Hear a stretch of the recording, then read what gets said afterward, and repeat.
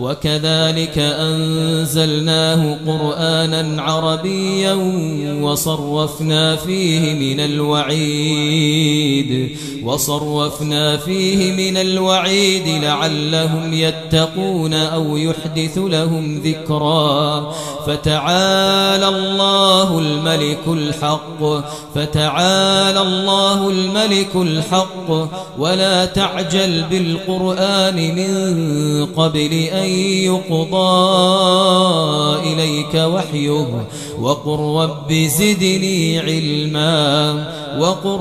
زدني علما ولقد عهدنا إلى آدم من قبل فنسي ولم نجد له عزما.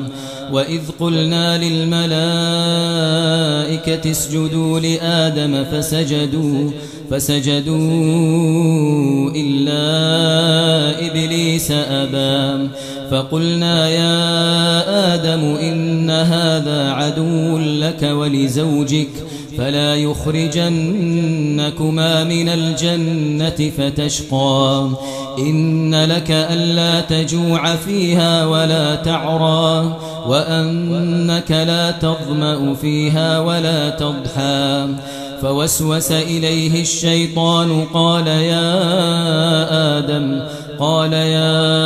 آدم هل أدلك على شجرة الخلد وملك لا يبلى. فأكلا منها فبدت لهما سوآتهما وطفقا يخصفان عليهما من ورق الجنة وعصى آدم ربه فغوى. ثم اجتباه ربه فتاب عليه وهدى. قال اهبطا منها جميعا بعضكم لبعض عدو فإما يأتينكم مني هدى فمن اتبع هداي فلا يضل ولا يشقى. ومن أعرض عن ذكري فإن له معيشة ضنكا ونحشره يوم القيامة أعمى. قال رب لم حشرتني أعمى وقد كنت بصيرا. قال كذلك أتتك آياتنا فنسيتها وكذلك اليوم تنسى. وكذلك نجزي من أسرف ولم يؤمن بآيات ربه ولعذاب الآخرة أشد وأبقى. أفلم يهد لهم كم أهلكنا قبلهم من القرون يمشون في مساكنهم إن في ذلك لآيات لأولي النهى. ولولا كلمة سبقت من ربك لكان لزاما وأجل مسمى. فاصبر على ما يقولون وسبح بحمد ربك قبل طلوع الشمس وقبل غروبها ومن آناء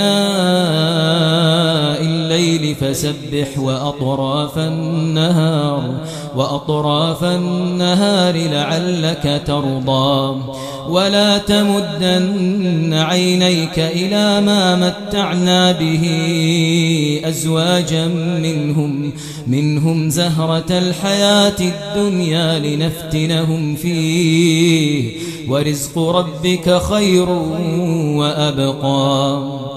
وأمر أهلك بالصلاة واصطبر عليها لا نسألك رزقا نحن نرزقك والعاقبة للتقوى. وقالوا لولا يأتينا بآية من ربه أولم تأتهم بينة ما في الصحف الأولى ولو أنا أهلكناهم بعذاب من قبله لقالوا ربنا لولا أرسلت إلينا رسولا فنتبع آياتك من قبل أن نذل ونخزى. قل كل متربص فتربصوا فستعلمون من أصحاب الصراط السوي ومن اهتدى.